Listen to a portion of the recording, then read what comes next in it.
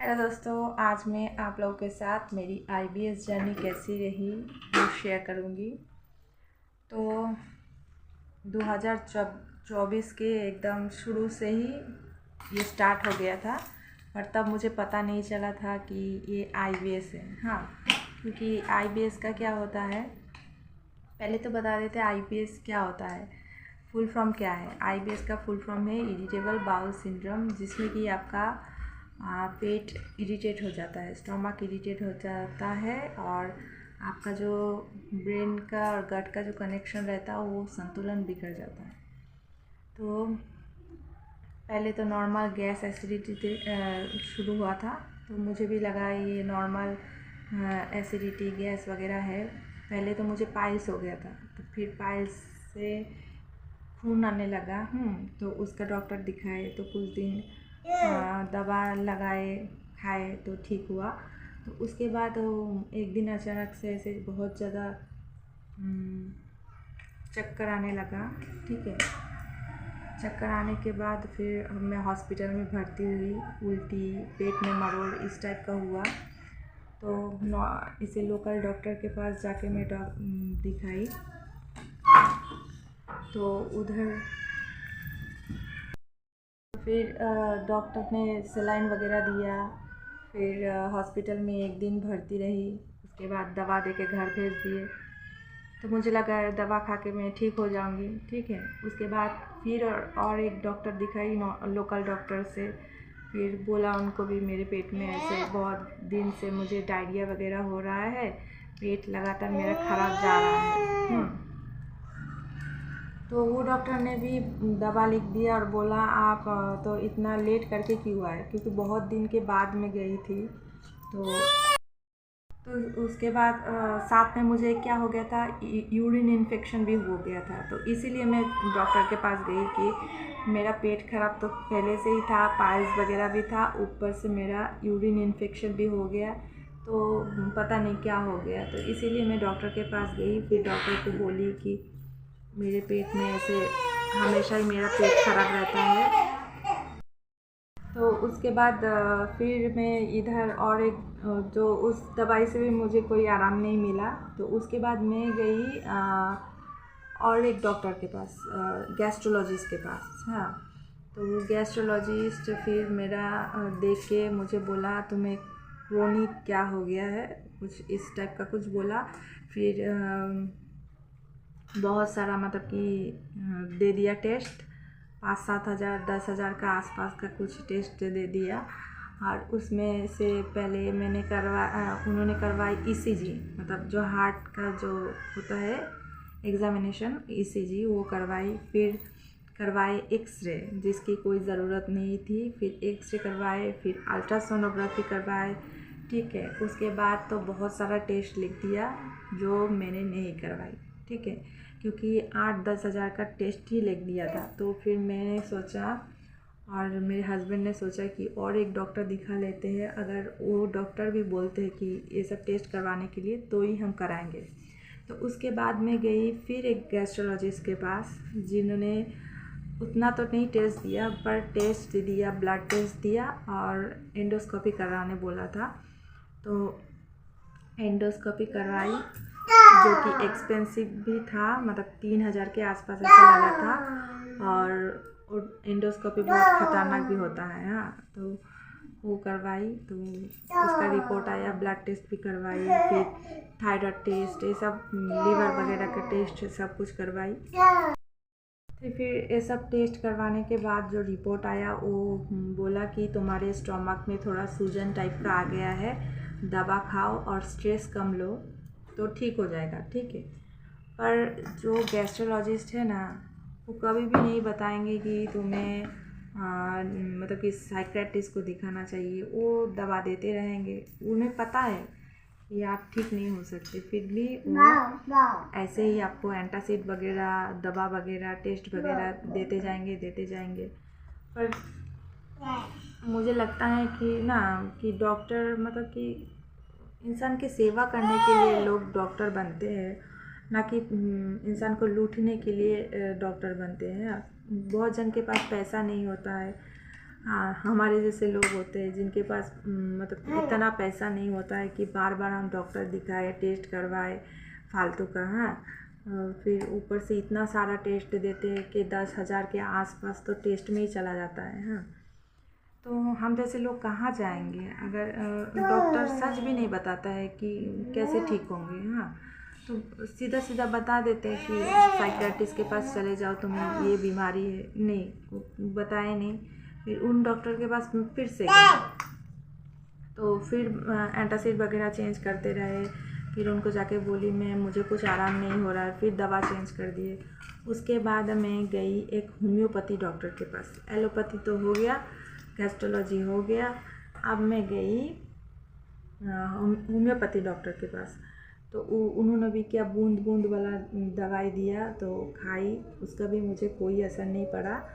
तो ठीक है, उसके बाद मैं गई हैदराबाद, जहाँ गैस्ट्रोलॉजिस्ट का बड़ा बड़ा किडनी ट्रांसप्लांट, लिवर ट्रांसप्लांट ये सब वगैरह होता है। मतलब हैदराबाद जहाँ गैस्ट्रोलॉजिस्ट का मतलब जाना माना जगह है, वहाँ के इतने बड़े डॉक्टर को दिखाई। इतना दूर से गई मैं, रांची से हैदराबाद गई, उतना दूर गई। रांची से पहले कोलकाता गई मेरे घर में, फिर घर से मैं गई हैदराबाद, छोटा बच्चा को लेके गई। हाँ, तो उसके बाद वो गैस्ट्रोलॉजिस्ट इतने बड़े डॉक्टर है, मतलब इतना मतलब डॉक्टर के चक्कर खा के मतलब कि सब डॉक्टर को ऊपर से मेरा भरोसा उठ गया कि वो लोग इतना लूटते हैं, क्या बताएं। वो लोग सेवा करने तो मतलब आते नहीं है कि इतना पढ़ाई लिखाई करके लोगों की मदद कर दें, सेवा करें, नहीं। वो लोग सेवा तो करते नहीं है, ऊपर से लूटते हैं, मतलब कि बीमारियों के चक्कर में उल्टा सीधा दवाई देते हैं। हाँ, और पैसा तो लूटते ही रहते हैं। तो फिर उन्होंने क्या लिखा, सिंपल एक गैस का दवाई लिखा, फिर एक कैल्शियम का, और एक पेट क्लियर मतलब हजम वाला कोई कुछ दिया, एंटासिड दिया, और एक पेट साफ होने वाला दिया, जिसमें से मेरा कुछ काम नहीं पड़ा।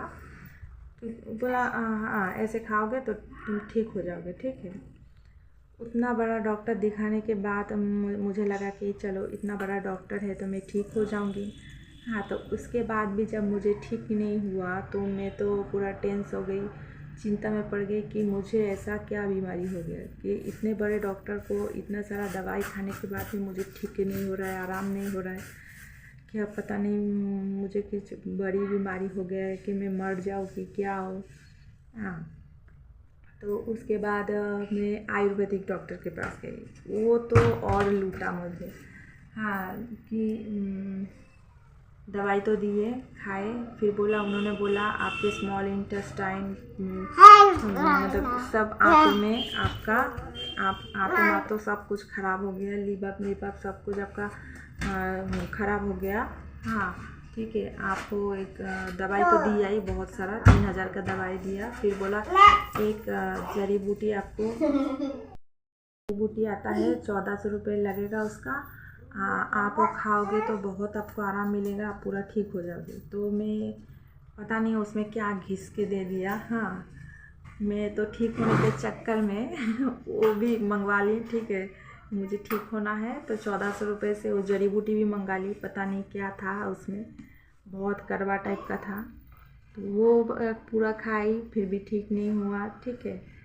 फिर मुझे तो पता ही नहीं था मुझे IBS है, पर हाँ उससे पहले मैं वीडियो देखती थी कि सबको IBS टाइप का, मुझे लगा IBS तो नहीं है पर कुछ है, मतलब उसी टाइप का कुछ है। फिर बाद में जब विशाल भैया का जो वीडियो देखा तो उसमें पता चला कि IBS के सिम्टम में यूरिन इन्फेक्शन वगैरह मेरे जैसे ही सारा सिम्टम रहता है। मैं कंफर्म हो गई कि मुझे चलो IBS ही हो गया है। हाँ, तो फिर उसके बाद में और मुझे यूट्यूब से नंबर भी डॉक्टर का मिल गया, जो कि सब बहुत कोई IBS पेशेंट जो जो कि संजय जैन जयपुर में बैठते हैं, वो डॉक्टर दिखा के बहुत किसी को आराम मिला। आईबीएस का ही डॉक्टर मतलब कि साइकियाट्रिस्ट है, आईबीएस का भी ट्रीटमेंट करते हैं, तो मैं उनके पास गई तो उनका दवाई अभी चल रहा है, काफ़ी हद तक मुझे आराम है। तो यही बोलना चाहती हूँ, यही मैं इतना जर्नी आपको इसीलिए बता रही हूँ कि हाँ, गिव अप मत कीजिएगा कभी भी। एक ना एक टाइम ठीक हो जाएगा। मैं भी मतलब कि लोगों की जर्नी देखती थी कि कैसे सब परेशानी झेलता है, हाँ, तो ठीक हो जाएगा। ये वीडियो आपको मोटिवेट करने के लिए है। कभी भी गिव अप मत कीजिए, आईबीएस ठीक हो जाता है, आप भी जल्दी ठीक हो जाओगे। और यूट्यूब में लोग तभी सर्च करेगा ना कि जब पता चलेगा आईबीएस है, हाँ, तो पता ये ऐसा एक बीमारी है जिसको पता ही नहीं चलता कि आईबीएस है कि क्या है, हाँ, क्या हो रहा है, कुछ पता ही नहीं चलता। इसीलिए टेंशन मत लो, आईबीएस हो गया है तो ठीक ज़रूर हो जाएगा। ठीक है, हमेशा खुश रहा करो, टेंशन लेके कोई फ़ायदा नहीं। टेंशन लेके आज आईबीएस हो गया है तो खुश रहा करो। ठीक है, चलिए, धन्यवाद।